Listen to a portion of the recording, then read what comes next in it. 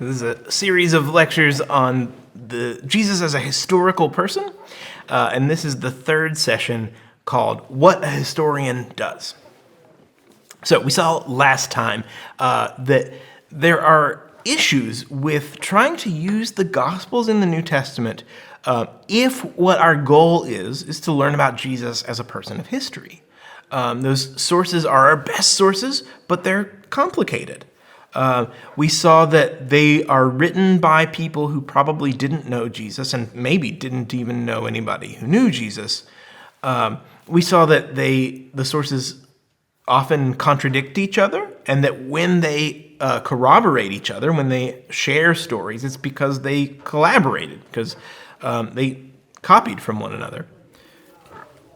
We saw that they show signs of bias. They want to tell the story of Jesus in a particular way, and so they shape the stories in accordance with how they want to present Jesus. And we saw that they're jumbled together. We have in the Gospels, we have both traditions that go back to Jesus as well as development on those traditions in accordance with the author's biases. And we have legendary or sort of made-up material, and it's all mixed together, and we got to kind of parse it out as historians. And so in this session, we want to look at how do historians do that? How do we take those sources that we have and make them work for us as historians to figure out what Jesus was really doing?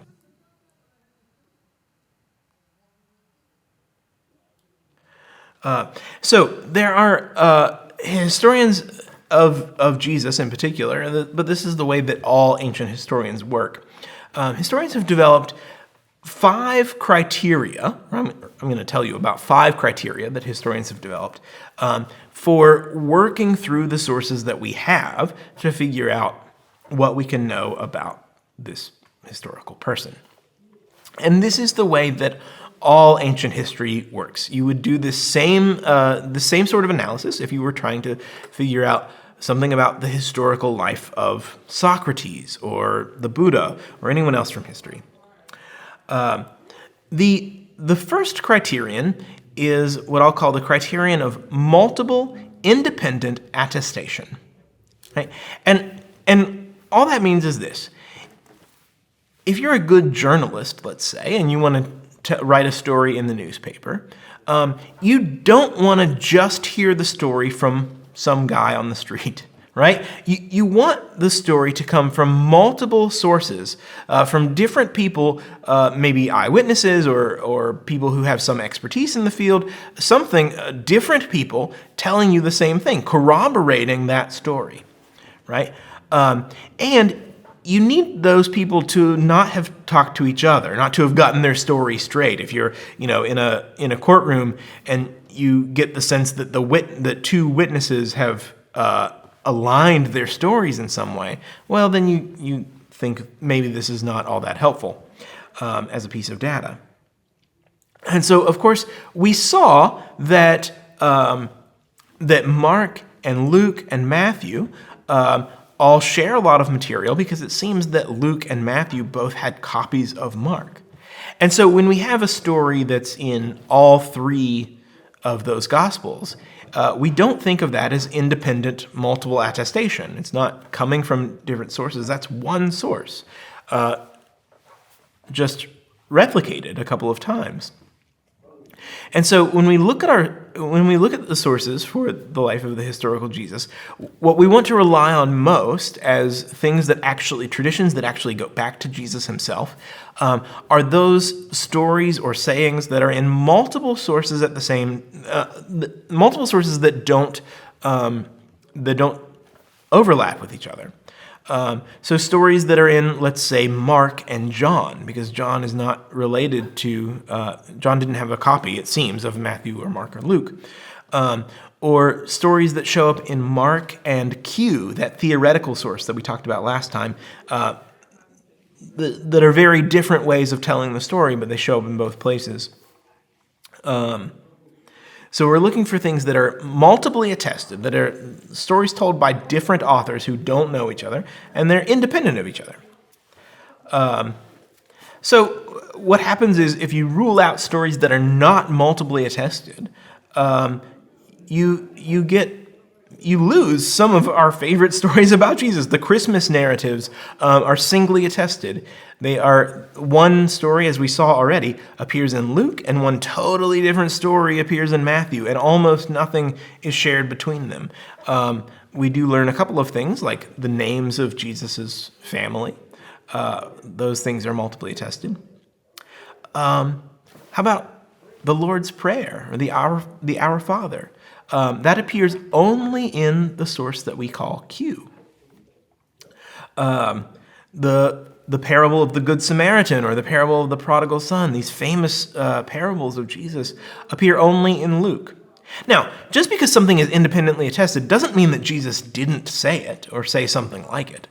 It just means that we as historians can't say with confidence that this happened or that Jesus said it, right? Just like any good journalist, if we're sort of checking our sources, we want to look for and rely most on those stories that are multiply attested in independent sources. Secondly, we want to rely most on the stories that are earliest, that are closest to the events that they're narrating, right? So, you can imagine if the very first biography of Ronald Reagan was just published today, and there had been no other sources prior to that about the life of Ronald Reagan, that would be a little iffy. We would be a little concerned about the historical accuracy of that biography. And so that does seem to be the case with our Gospels. Our earliest Gospel, Mark, seems to be written around the year 70 of the Common Era, give or take. So about 40 years after the events that it's narrating. The reason that we think that Mark was written around the year 70 is because a really important event happened in the year 70 of the Common Era, and that is that the Roman army quelled a rebellion that happened in Jerusalem, and they destroyed the temple in Jerusalem. And so this event was a watershed moment in the life of the Jewish people. And we assume that where it is not mentioned, it probably hasn't happened yet, and where it is mentioned, it has happened. So you can think about it this way. In the Gospel of Mark, Jesus predicts the destruction of the temple. Right? And so people assume that it was written in its final form sometime around the year 70, or sometime after the events. Because otherwise you wouldn't have that prediction in there. It's not to say that Jesus couldn't have foreseen the destruction of the temple. You don't even need some sort of magical prophetic awareness to make a prediction like this. If you know the way that, if you're sort of watching the political situation unfold in Jerusalem as it is, and the way that Rome responds to these kinds of things, someone could very well have predicted that. But the question is, why would you include it in the gospel, right? I heard once, I haven't seen it, but I heard about a very bad documentary about a painter who sometime in the 1990s, had painted a painting of planes flying through the Twin Towers in New York City, the World Trade Center buildings. So this some decade or so before the events of 9/11. Now, I think that he probably must have done this. I don't question the historical accuracy of this documentary, that he painted these paintings. But no one would ever have made the documentary if the events of 9/11 had not taken place, right? It would have just been some weird, kitschy painting. But because the events of 9/11 took place, the documentary was made, and his prediction was pointed out. And so no one would have written the Gospel of Mark the way that it's written if if the events of 70 CE had not already taken place. And so we think Mark was written around 70, but because it's so sort of obsessed with the temple, it's so interested in what happened in the temple, it was probably written right around that time. So people think very close to 70. Our earliest source, or our earliest documents in the New Testament, are actually the letters of Paul. We can pretty clearly date Paul from writing from around 49 CE to around 62 to 64 CE. And so that's our earliest writings in the gospel. We don't think that because in our canon, the Gospels come first and the letters of Paul come later, but chronologically, his writings were actually first. Paul tells us very little about the life of Jesus as a historical person. He does tell us some, and so we can use his writings to sort of check some data for multiple independent attestation. But he doesn't tell us very much. Everything that Paul tells us about the life of Jesus could probably be written on a single 3x5 index card. We also have the theoretical gospel, Q, which of course we can, as I said, recreate by taking what's shared in Matthew and Luke but is not in Mark. And that source we think was written sometime before the year 70 because there's no mention of the destruction of the temple. Matthew and Luke are written later than Mark, sometime around, let's say, 85 CE, give or take. And the Gospel of John is written even later than that, around 90 to 100 CE, sometime before the end of the first century. And then there are dozens of other Gospels. We have lots and lots of other Gospels that are not in our canon. And maybe 8 or 10 of them were written sometime within, let's say, the first 100 years after the life of Jesus. So before 130 CE, we'll say. So every historian takes a different approach to how they use these sources and what they consider to be early and what they consider to be usable and not usable. As I look at this data and as we develop a picture of the historical Jesus throughout this series, I'm gonna draw the line at the Gospel of Mark as early, and we'll say because that so if it's written right around 70, that's within a generation of the events that happened around Jesus, within 40 years of the events, which means that people who knew Jesus, who were around when he was walking around, are still alive. They could get a hold of this gospel and point out errors in it and say, no, this didn't happen or this did happen. They're close enough to the events that they can really narrate what's going on. Most of the Gospel of Mark was probably written before 70 CE, so before this watershed and theologically changing event in the life of the Jewish faith and the Christian community as well. And so anything written before that time, so that is to say Mark, Q, and the letters of Paul, I'll say are early. These are our earliest sources.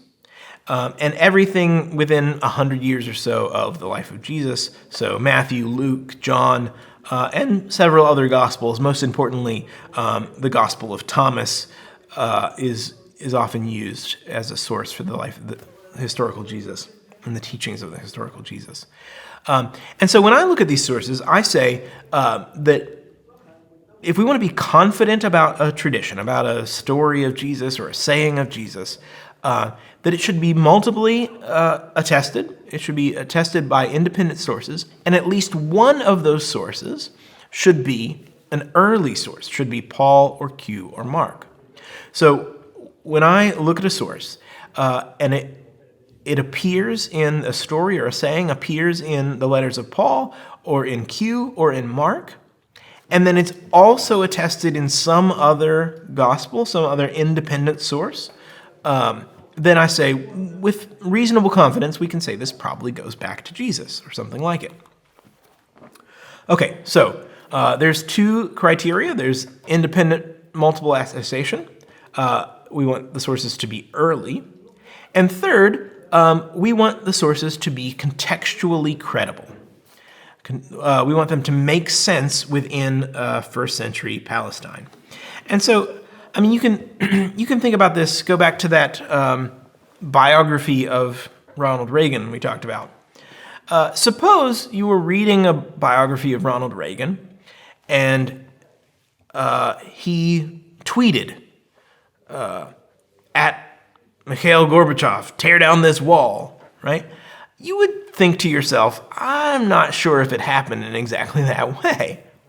Why? Because there was no Twitter in the 1980s. And so it wouldn't make sense in its context.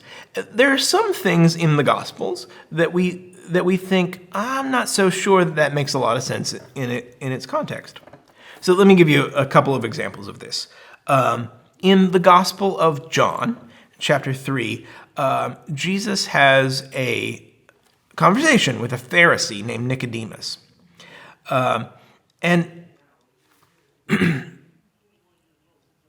the conversation centers around this word anothein. Anothein. I'll leave that untranslated for now. It's a Greek word. So here's John chapter 3, verses 3 and 4. Very true. Jesus talks to Nicodemus. Nicodemus is, let me set up the story a little better. Nicodemus asks Jesus how he can have abundant life, a full, rich, meaningful life.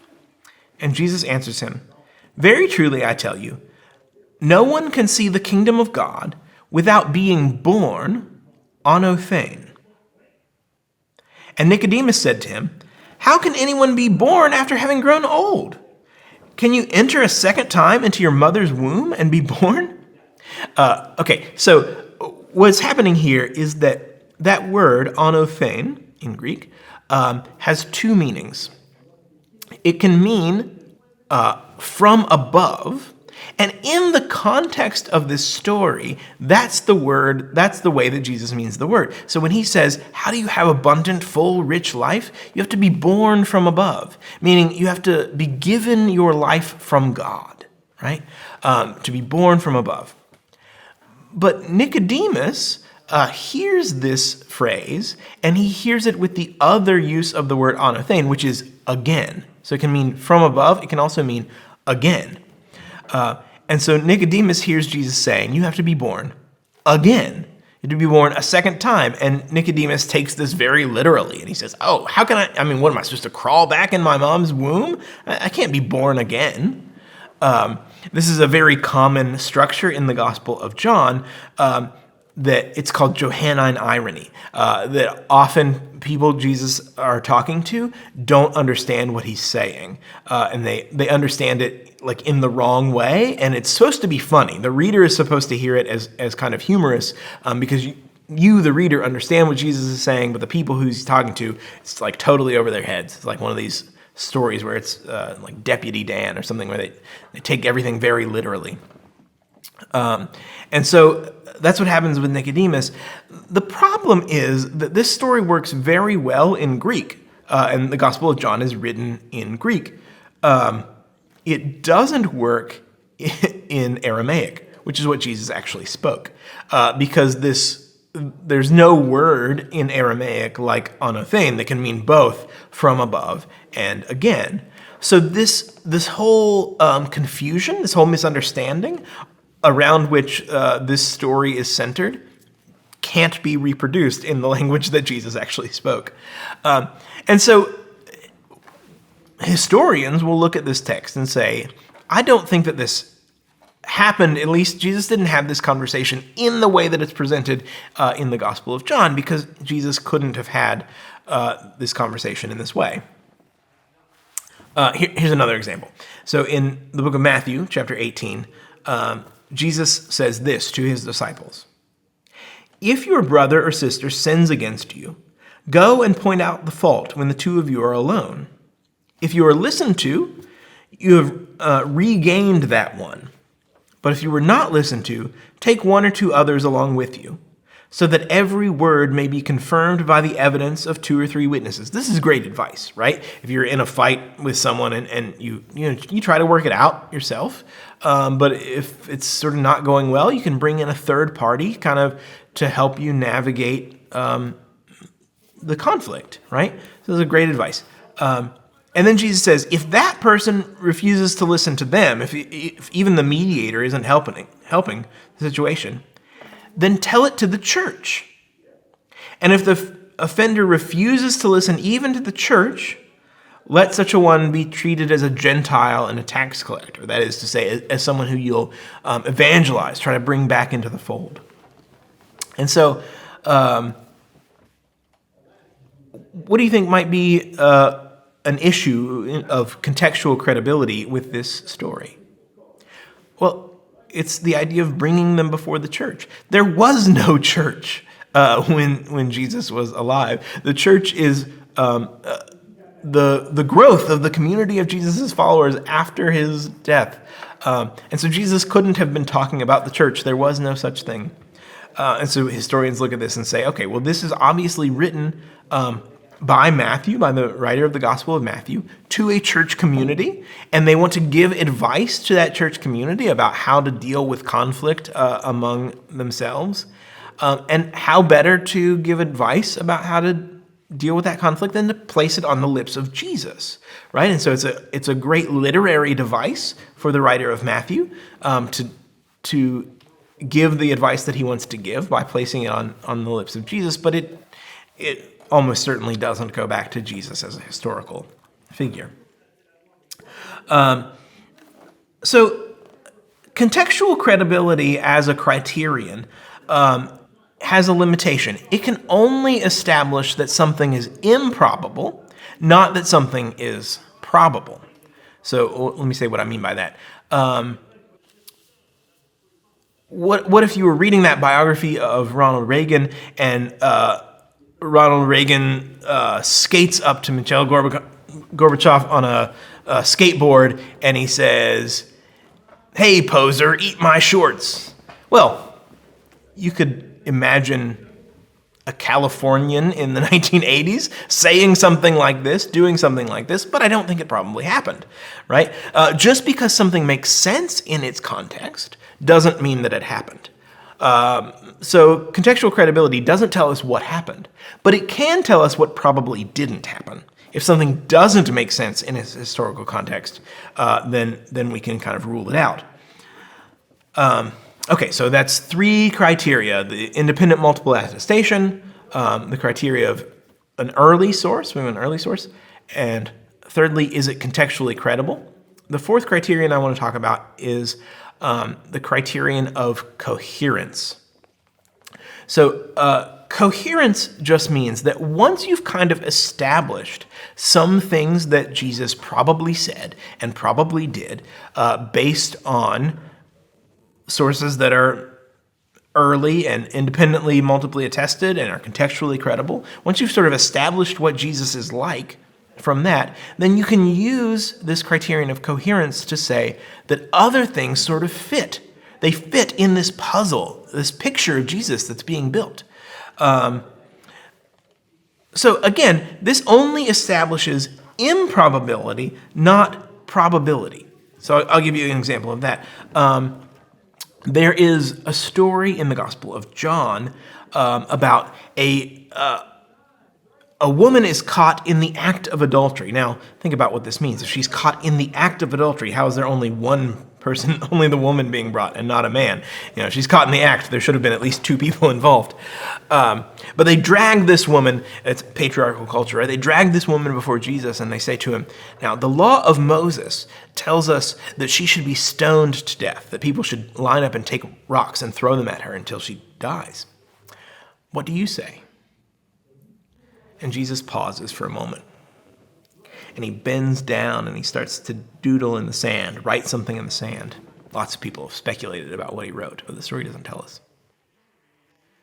And then he gets up and he looks at the crowd and he says, okay, whoever is among you without sin, whoever hasn't done anything wrong, you go ahead and throw the first stone, and then the rest of us will join in. And so everybody drops their stones and walks away.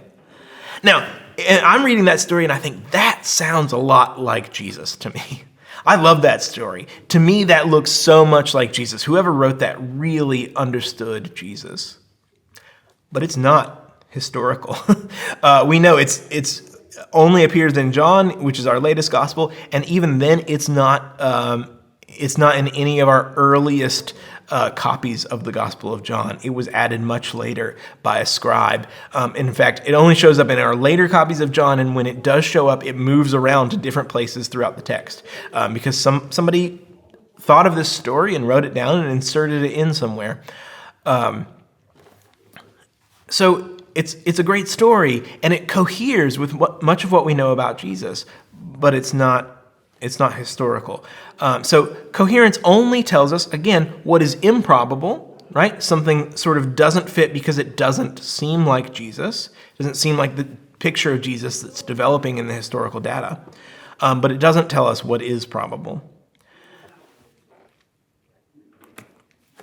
The final criterion that I want to talk about, so we talked about independent multiple attestation. Are the texts early? Are they contextually credible in the context of Jesus' life? Do they cohere to the picture that is beginning to develop from the data? And finally, there is the criterion of dissimilarity. Dissimilarity. And so what that means is that we know, as we've talked about quite a lot in the last session, we can trace the way that the Gospels develop over time. We know that, for instance, that they tend to display Jesus as a more and more divine and more important figure as time goes on. So we know the trajectory. We know the way that the church wants to present Jesus. So if we see sources that go against, if we see traditions in our Gospels that go against the trajectories of the way the church wants to present Jesus, we can be really confident about those sources. So, for instance, as I've said, we notice the trajectory of the church presenting Jesus as more and more divine.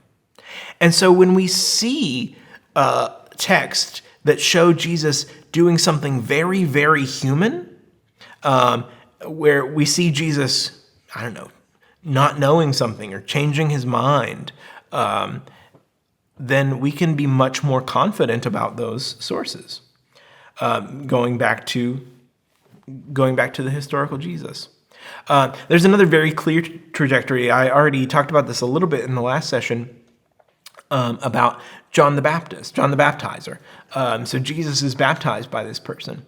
And we can watch as the Gospels develop that in the very first, in Mark, in our earliest Gospel, Jesus goes to be baptized by John, and he's just one initiate in line after the next. And then someone else comes after him, and there's no importance to Jesus' baptism as far as John is concerned. In later Gospels, like Matthew and Luke, John tells him, I shouldn't be baptizing you, you should be baptizing me. John recognizes his importance. In Luke's Gospel, there's a whole story about John as having sort of a miraculous birth, but it's less miraculous than Jesus. So John becomes subservient to Jesus from the very beginning. And then in our latest canonical gospel, the Gospel of John, as I mentioned, John doesn't even baptize Jesus. He only sees him coming to be baptized and proclaims him as the Lamb of God who takes away the sin of the world. Right? And so, and there John even says that I must decrease so that he can increase. And that is, in fact, what happens in our sources. As the sources go on, the interaction between Jesus and John, John becomes less and less important, and Jesus becomes more and more elevated in these interactions.